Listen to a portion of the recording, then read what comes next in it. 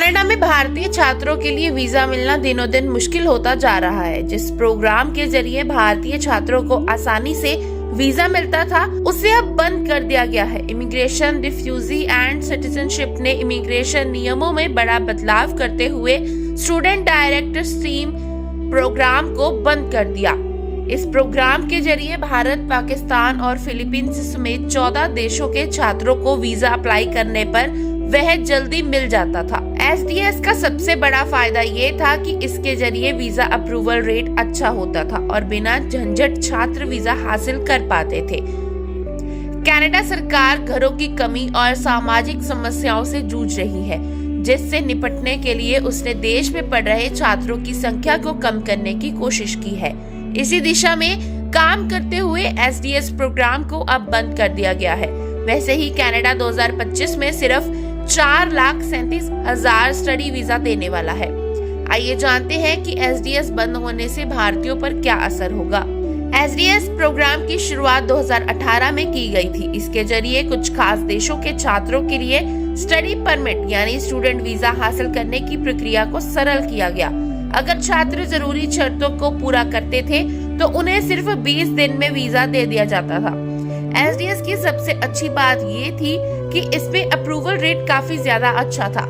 SDS के जरिए visa apply करने वाले लगभग 95% छात्रों को वीजा मिल जाता था, जबकि सामान्य प्रक्रिया से अप्लाई पर वीजा हफ्ते या महीनों में मिलता था।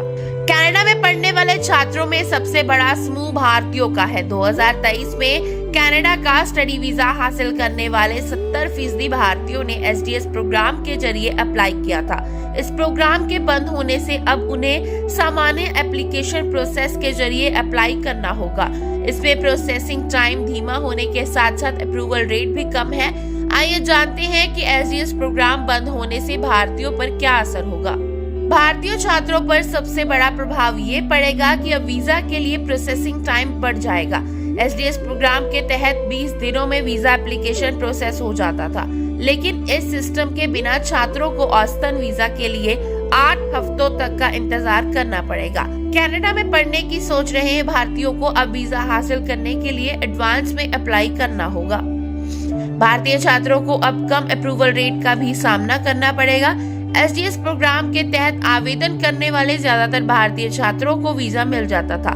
2023 की शुरुआत में तो एसडीएस प्रोग्राम के जरिए अप्लाई करने वाले 73% भारतीय छात्रों को वीजा मिला था। इसके उल्ट सामान्य प्रक्रिया से आवेदन करने पर सिर्फ 10% छात्रों को ही वीजा मिल पा रहा था। एसडीएस बंद होने से भारतीयों के लिए वीजा मिलना मुश्किल हो गया। भारतीय छात्रों को अब ये भी दिखना होगा कि उनके पास पर्याप्त पैसे हैं ताकि वे कनाडा में पढ़ सके। पहले एसडीएस प्रोग्राम के तहत छात्रों को यह दिखाना होता था कि उनके पास पढ़ाई का खर्च उठाने के लिए पर्याप्त पैसा है। अब कनाडा सरकार ने यह रकम बढ़ा दी है।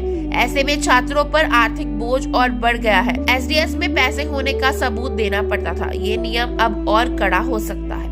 एसडीएस प्रोग्राम खत्म होने से भारतीय छात्रों के जीवन साथियों पर काफी ज्यादा प्रभाव पड़ेगा। पुराने नियम में एसडीएस प्रोग्राम के तहत वीजा हासिल करने वाले छात्रों के जीवन साथी को कनाडा में काम करने की पूरी छूट थी, लेकिन अब ऐसा नहीं है। पॉलिसी में हुए बदलाव के बाद ये सुविधाएं कम हो गई हैं। इसकी वजह से भारतीय छात्रों पर आर्थिक दबाव भी बढ़ेगा।